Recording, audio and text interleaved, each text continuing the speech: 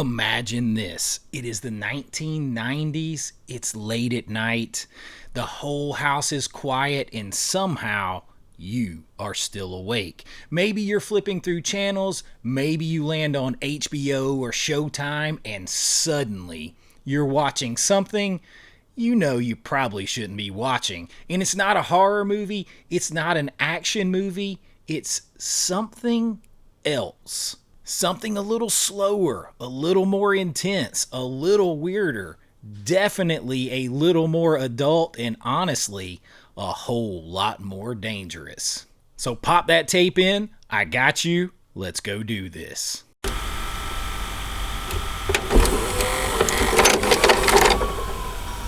Back in the 90s, there was a very specific kind of movie that took over late night cable. They were really big at the time. They were thrillers, and not just thrillers, but these were movies about obsession, temptation, power, sexuality, and the consequences that go along with all of those things. And for a few years there, Hollywood went all in on these type of movies, pushing boundaries, testing audiences, and yeah, sometimes they went way, way too far in all the right ways. Now, if you look back at this era, it's kind of wild how quickly the trend of the thriller and the erotic thriller kind of exploded. You had one breakout hit, and then suddenly every studio wanted their version of it.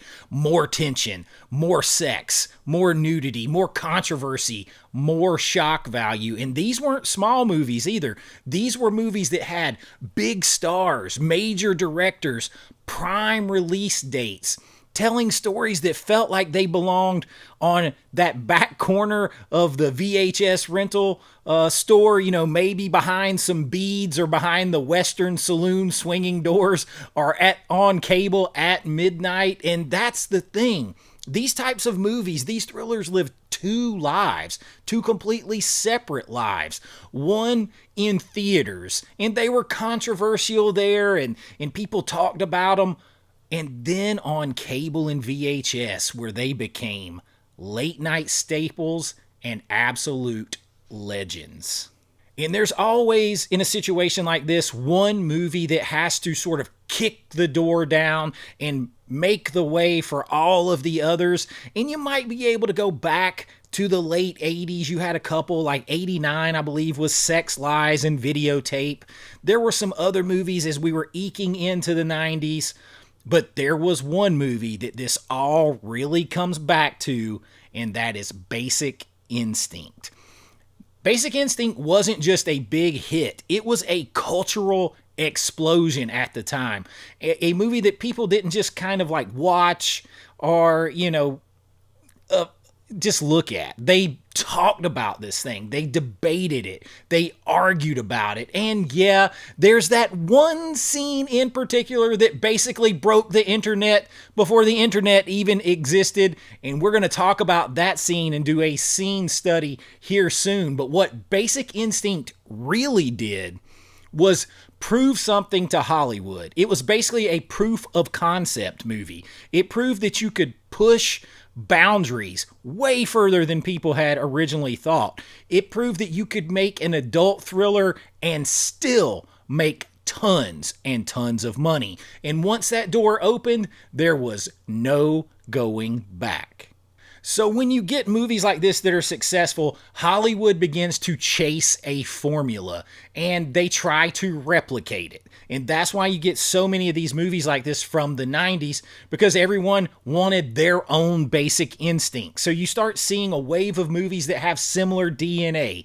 A seductive stranger, a dangerous sexual relationship, a secret that slowly unravels and causes all of these problems and causes a situation that begins to spiral out of control. So you get movies like Sliver, Jade, Color of Night, Body of Evidence, Sleeping with the Enemy, all of these movies, and they felt like they were chasing the same lightning in the bottle of Basic Instinct. And sometimes that works. And sometimes, like in a lot of movies we see today where they try to remake or reimagine, it just simply doesn't work. But what makes this era so fascinating is that Hollywood was actually not playing it safe at the time. They were experimenting. Can you believe that? They had mid-budget movies with mega stars and not like, movies that were safe for all audiences. They were seeing how far they could push things and still make a big profit before audiences began to push back. And here, that's part of the reason why these movies feel so different. They hit way differently back then, to say it the way everybody says it now. It hit different because there was no streaming, no algorithms, all that kind of stuff we talk about all the time. There was no instant access, no social media. You didn't just pull up a movie like this and watch it and skim through it to the parts everybody was talking about. You either saw it at the theaters, you heard the conversations, you stumbled on it on late night cable or VHS halfway through alone when nobody was looking and you're trying to squeeze in, especially if you were a young teenager at the time. And that made it feel more real. You were experiencing these things in intimate situations that you had heard about. And it also kind of gave it that forbidden fruit angle. It made it feel more personal. And that made these movies kind of transcend just entertainment because they felt like you were getting away with something. And because of that, these movies stuck with you and they maintained popularity for a good run in Hollywood standards. But here is the crazy part. This whole genre, this entire genre essentially vanished. By the early 2000s, these movies were pretty much gone.